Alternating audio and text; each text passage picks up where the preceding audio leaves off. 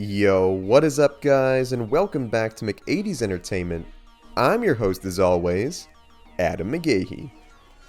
We are back with another terrifying tale from the land of DC as we dive into the realm of the Dark Multiverse.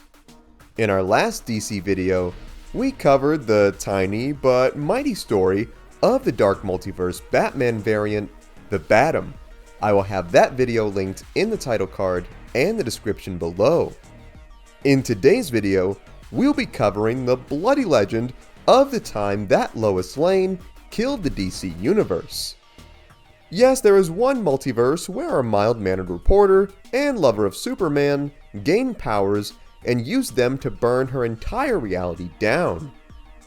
The story is a crazy one, so without further ado, grab a Superman popsicle, sit back, relax, and enjoy the full gory story of the time Lois Lane killed the DC Universe.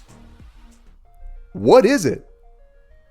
Tales from the Dark Multiverse Death of Superman is the first issue in a limited run of DC Comics featuring dark variations of iconic DC stories. This comic was published back in December of 2019. The beginning of this tale takes place in the end of another one, which is the infamous battle between Superman and Doomsday in The Death of Superman. This story initially ends just as the original one does, with both Superman and Doomsday slaying each other in the streets of Metropolis. A heartbroken Lois Lane runs over and holds the body of her fallen husband in disbelief of what had just happened. Her tears of sorrow, though, soon turn to tears of wrath as she begins to develop a deep resentment towards the other Justice League members for not aiding Superman in battle. The likes of Batman tried to console Lois, but she basically told them to get lost, asking them where they were when Clark needed them. Honestly, I always questioned where Batman was during the battle with Doomsday. The fight was televised nationwide and homie Bruce was nowhere to be found. I know he would not have been much of a help during the fight, but I can only imagine he was watching it from his Batcave, secretly rooting Doomsday on. We got our eyes on you, Batman. The heroes would then have a long drawn-out funeral for Supes, which rather disgusted Lois, as she thought they were all there for the publicity and did not truly care. Even the likes of Lex Luthor, sporting some luscious red locks, showed up as well to give some fake words of sentiment for the fallen hero.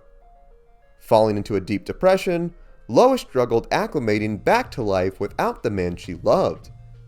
She would visit with Clark's earthly parents, Jonathan and Martha Kent, only to discover that Jonathan had suffered a major heart attack after blaming himself for the death of their son.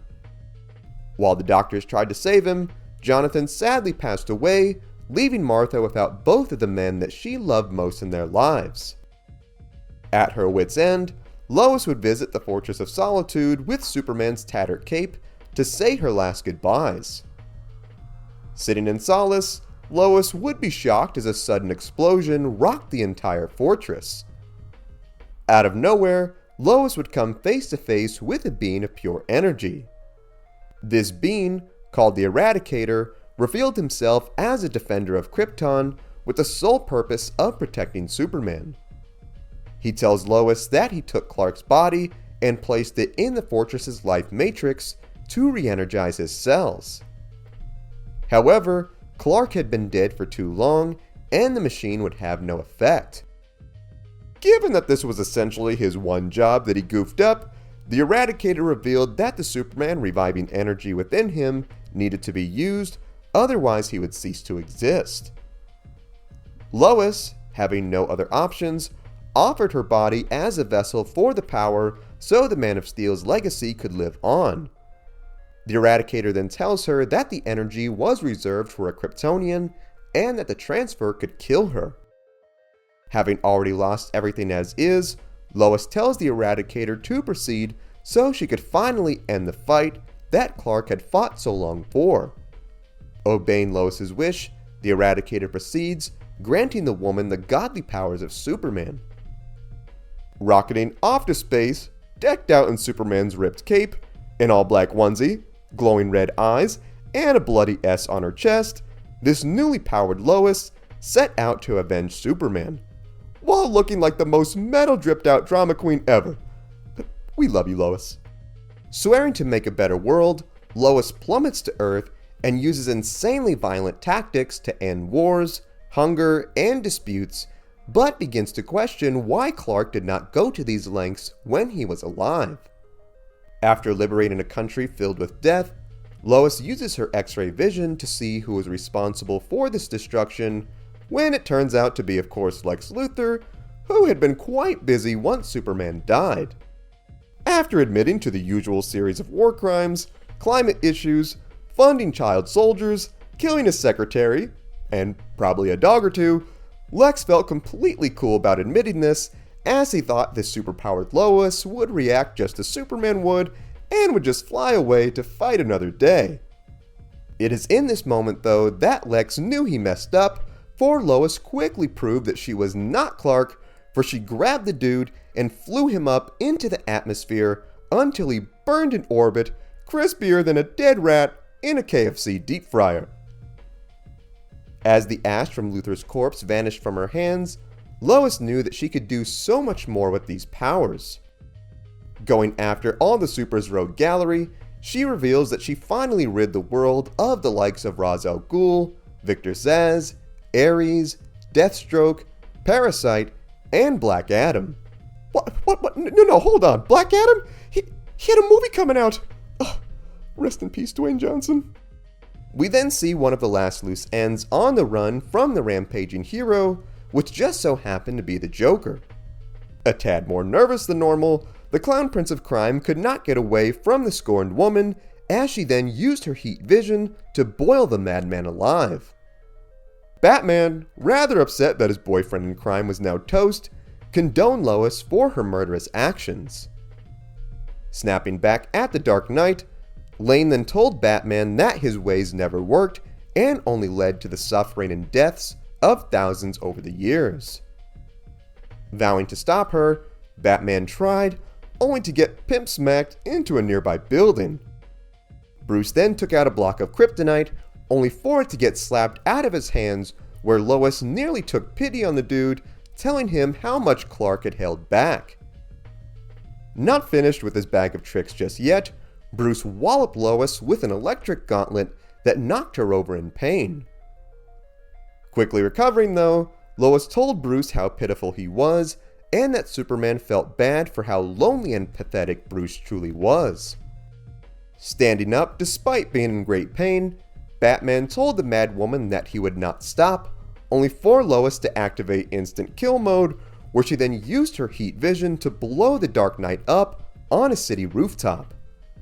See ya, fights like this and the one with Omni-Man Invincible just show how quick a real Batman vs Superman fight would go if Superman was not a good dude. We still love you, Batman. Lois would then spend the next several months delivering her brand of justice to the world. Things would eventually run into the reign of the Superman comic arc, where the world would be introduced to other Superman-like characters such as Steel, Superboy, and the dope cyberpunk-looking Cyborg Superman. Thinking that the likes of Superboy and Steel were beyond her, the only one of this trio that Lois did not trust was the aforementioned Cyborg. Trying to pose as Clark, Lois quickly saw through the nonsense and called the Cyborg out on it. Dropping the nice guy facade much faster than he did in the original story, the Cyborg revealed his true intentions, that he was here to burn the whole world down and Superman's legacy along with it. Using his telepathic control over technology, the Cyborg then wrapped Lois in countless sheets of metal, ready to take out his number one opposition.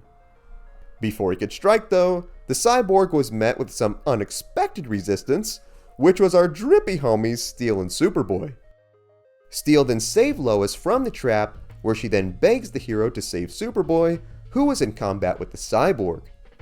Not being a match for the dude despite being Superman's clone, the Cyborg quickly proved he was superior by using his heat vision to burn Superboy's head right off his body.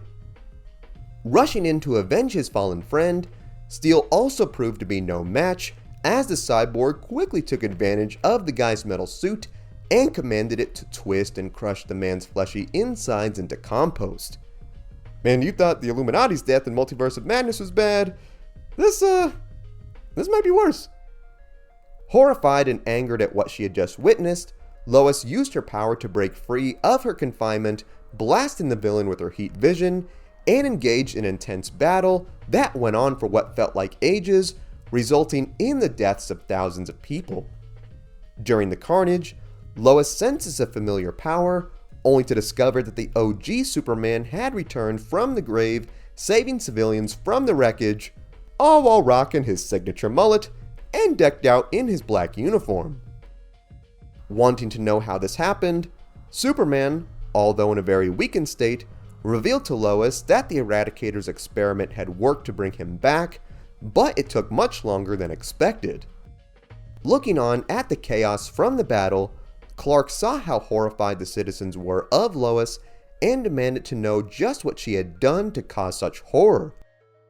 The reunion was quickly cut short though, as we see the cyborg Superman Hank Henshaw was still alive, and despite missing a jaw, was armed with a kryptonite cannon, overjoyed that he gets to see Superman die twice. As he prepared to fire, Lois vowed that she would not lose Clark again. She then flew into Henshaw, bursting him to pieces, but shattering the cannon in the process, which caused kryptonite gas to fill the area, which Superman got caught up in. Realizing what her blind fury had done, Lois ran over to Clark's body, only to watch his last glance at her be a look of horror, where he then died in her arms once again. And that is the full story of Eradicator Lois Lane. It is a fun yet twisted tale from the Dark Multiverse, and I hope we get to see more of her superpowered variant in other tales. The death of Superman is such an iconic story, and getting to see this bloody spin on it is an excellent time. While I seriously doubt we'd ever see the likes of Amy Adams' Lois Lane killing Ben Affleck's Batman on the big screen in a story like this, it would be cool if DC got a What If style animated series similar to how Marvel does, where we get to see tales like this in animation. More than anything though, I want to hear what you think. Did you know this story? Was there something I missed? What other characters would you like to see us cover? Sound off in the comments. Also be sure to give this video a like if you enjoyed today's content, subscribe to the channel, and tap the bell icon to be notified of all of our latest videos. Thank you so much for watching. If you enjoyed the music in this video, it was all made by my boy Ognihs. You can check out his Spotify in the link below. You can also check out our Patreon, also in the link below. Thank you so much for watching. Remember, you are awesome and loved. God bless, and I will see you in the next one.